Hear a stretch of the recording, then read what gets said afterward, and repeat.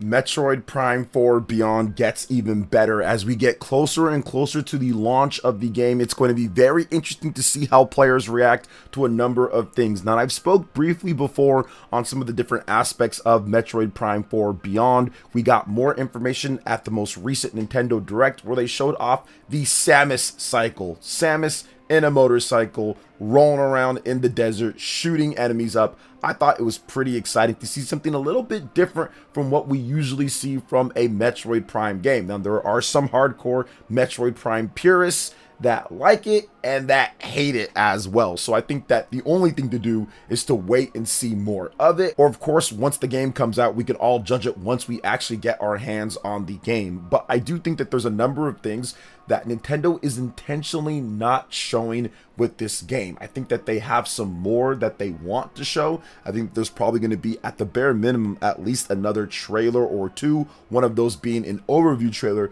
going over everything or more about the structure of Metroid Prime 4 Beyond, like they've done with other Metroid games, like they've done with Metroid in the past and everything. So I'm excited to see that. Now, we still could potentially get a Metroid Prime 4 Beyond Nintendo Direct. That is not out of the question at this point. I know that people are kind of like, all right, we've pretty much already got our big Nintendo Direct. They announced a bunch of stuff. It's exciting. We're going to look forward to the different games lineup coming out here starting in October with Mario Galaxy and other games as well, Pokemon Legends. It's great to see the amount of games that are coming out, but there's still a possibility. I mean, we got the surprise announcement that Masahiro Sakurai will be doing another Direct on Kirby Air Riders. So I do think that it's possible that we get a Metroid Prime 4 Beyond Direct. Shout out to my man Stealth, just because he's putting this information out there and people need to understand that what you get with the Nintendo Switch 2 edition of Metroid Prime 4 Beyond. It's already been known, Nintendo detailed it themselves, but we do have some information if you haven't already known, or if you just got a Nintendo Switch 2 and you're tuning in for Metroid Prime 4 news. Quality mode, performance mode, we're going to go over those. Docked 4K 60 FPS HDR, handheld and tabletop 1080p 60 FPS HDR. Performance mode, docked 1080p 120 FPS HDR, handheld, tabletop mode 720p 120 FPS HDR.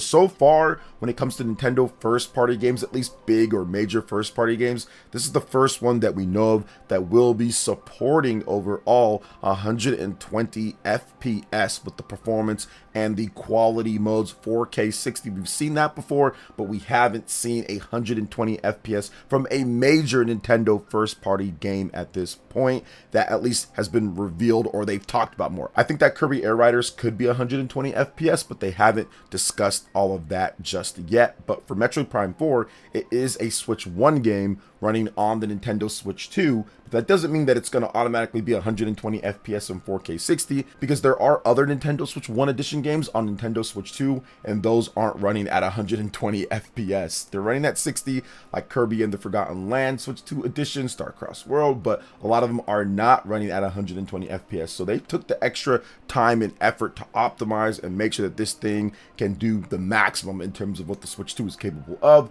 4K 60 and 1080p 120 FPS. So very exciting on that front, and I can't wait to see more about Metroid Prime 4 Beyond. I think it's going to be a great game. But before we get into the next topic here, please make sure that you hit that like button, subscribe if you're someone new, and click that notification bell to check out all my videos as soon as they drop. All right, let's go ahead and jump into the next topic here, and that is Trails in the Sky first chapter on the Nintendo Switch 2. There's been a lot of discussion about how this game is going to run or look on the platform. We have the Nintendo Switch 1 demo that you can run on the Nintendo Switch 2, which targets 60 FPS. Isn't perfect, but it's the Switch 1 version running on no patch or anything. There is going to be a update that's $1 from Switch 1 to Switch 2 for Trails in the Sky first chapter. This is the best place to start overall. We've got reviews that are starting to filter in. It's getting 9s from what I see so far. Not many reviews yet, but it is getting 9s so far.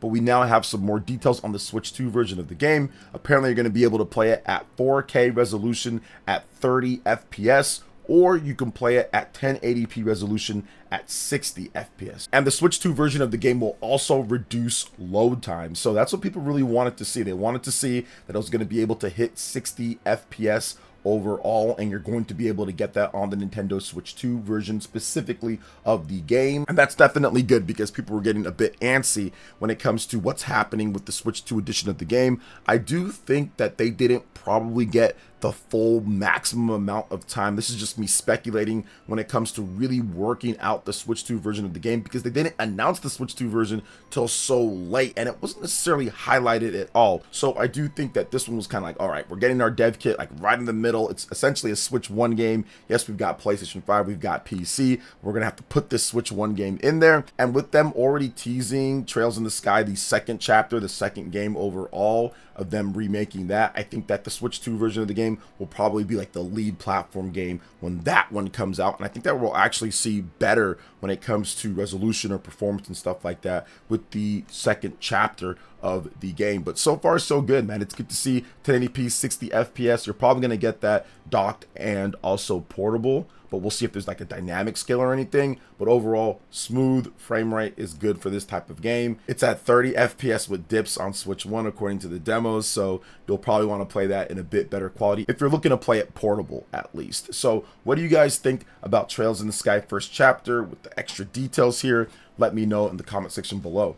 All right, we got an update on Lollipop Chainsaw Repop. We got a Nintendo Switch 2 edition that was announced. It's due out this November. So Dragami Games has announced Lollipop Chainsaw Repop Nintendo Switch 2 edition will launch this November. Users who own the Nintendo Switch version will be able to upgrade via an upgrade pass, though it is unclear whether it will be free or paid at this point. The Switch 2 edition will feature significant improvements to resolution, frame rate, and overall graphics quality compared to the Switch version of the game. Lollipop Chainsaw Repop Nintendo Switch 2 edition will also be playable at the Tokyo Game Show 2025, which will run from September 25th to the 28th at the Makuhari Messe in Chiba, Japan. Users will be able to try out the demo and receive a special Lollipop Chainsaw clear file as a gift. Lollipop Chainsaw Repop first launched for the PlayStation 5, Xbox Series, Nintendo Switch 1, and PC via Steam on September 12th, 2024, followed by a PlayStation 4 and Xbox One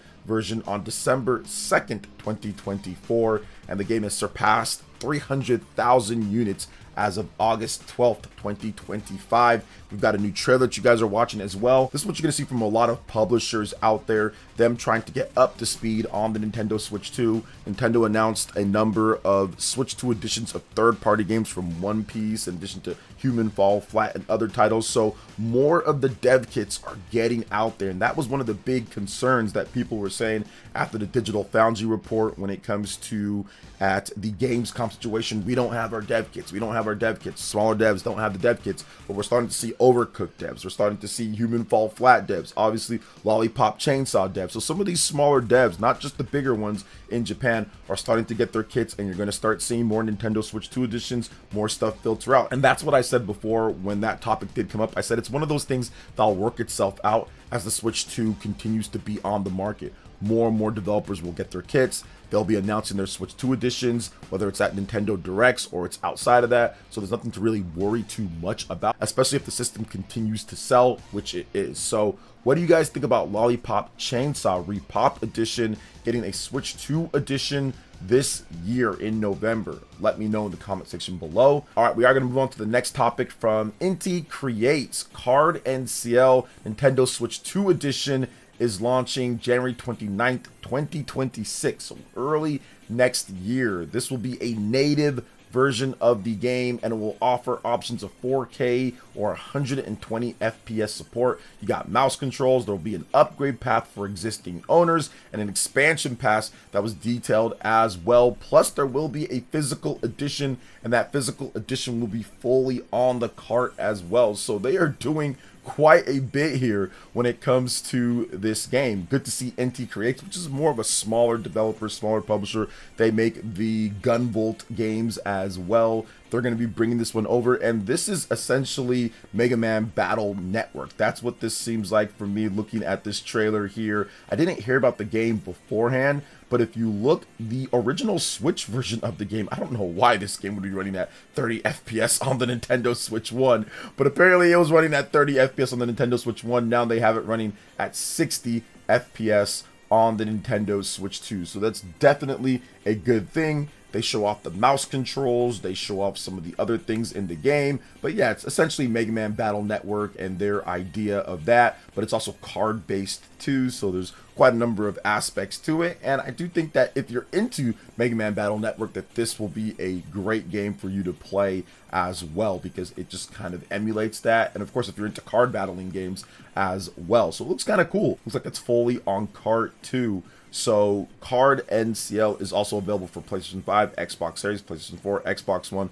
of course the original Switch and PC. But if you want that Nintendo Switch 2 version, play anywhere that you want, you can pick that up, and that's coming out early January 2026 here. So what do you guys think overall about all the different topics that we discussed, from Metroid Prime 4 Beyond to Trails in the Sky, Lollipop, Chainsaw, and more? Let me know in the comment section below.